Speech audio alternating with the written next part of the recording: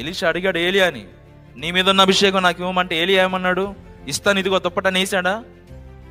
అయ్యా నువ్వు అడిగింది చాలా కష్టమయ్యా.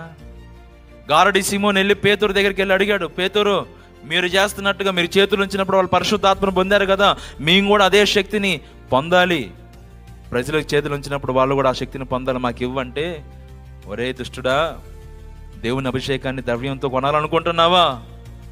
అది మా చేతుల్లో లేదురా, దేవుని చేతిలో ఉంది. ఈరోజు నీకు నువ్వు కోల్పోయిన అభిషేకాన్ని ఇవ్వాలి అంటే అది పాస్టర్ గారి చేతిలో లేదు, నా చేతిలో లేదు. లేకపోతే మన దైవజనుల నెత్తి మీద నూనె పోసినట్టుగా నూనె పోస్తే అయ్యేది కాదు. అది నీకు కావలసిన అభిషేకం పరలోకం నుండి రావాలి. నీ మీద ఉండవలసిన తైలము ప్రభు తన చేత్తో పోయాలి. నిన్ను ఒక బలమైన పాత్రగా ఆయన మలచాలి. నీలో ఉన్న బలహీనతలు ఆయన తొలగించాలి. నిన్ను ఒక బలమైన పాత్రగా, ఎదురులేని వ్యక్తిగా, అపవాది కోటలను కూల్చి ఆయుధంగా ఎవరు మార్చాలి? నీ తల్లి మార్చిద్దా? తండ్రి మారుస్తాడా? మనుషులు మారుస్తాడా? దైవజనులు మారుస్తారా? అభిషేకం ఏమైనా కూరగాయల మార్కెట్లో దొరికిద్దా? కిరాణా షాప్లో దొరికిద్దా? కానీ అభిషేకం లేకపోతే మనం బ్రతకలేము. అభిషేకం లేకపోతే మనం ప్రభు పని చేయలేము. ఒకప్పుడు ఉంది, కానీ ఇప్పుడు ఏమైపోయింది? అయిపోయిన అభిషేకం కోసం నువ్వు మనుషుల దగ్గరికి వెళ్ళి ఏ సేవలోగా గంటలు ఏడ్చి నాకు అభిషేకం ఇవ్వయ్యా, రాహేలు కనుక యాకోబు దగ్గరికి వెళ్ళి నాకు గర్భఫలం ఇవ్వ, లేకపోతే నన్ను చంపని మనుషులతో వాదన పెట్టుకోవటం కాదు.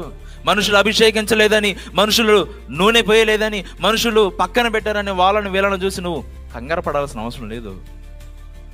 నిన్ను అభిషేకించాల్సింది మనుషులు కాదు. మనుషుల చేత అభిషేకించబడ్డ వాళ్ళు ఎందరో లోకంలో వ్యర్థులుగా మిగిలిపోయారు. ఇప్పుడు ప్రజెంట్ వాడబడుతున్న దైవజనులందరూ ఎవరో తెలుసా? వాళ్ళు దేవుని చేత అభిషేకించబడ్డారు.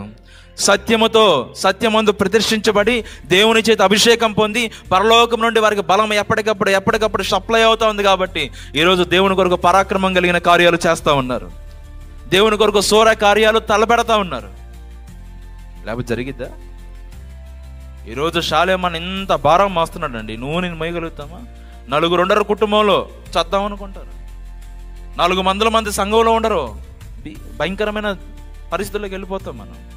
మరి ఇన్ని వందల సంఘాలు, ఇన్ని వేల మంది విశ్వాసులు, ఇంత బాధ్యతను దైవజనుడు ఎలా మోస్తున్నాడు అంటే అది మానవ శక్తి, మానవ జ్ఞానం కాదు, కానీ పరలోకం నుండి దేవుడు తన దాసునికి బలాన్ని అనుగ్రహిస్తా ఉన్నాడు.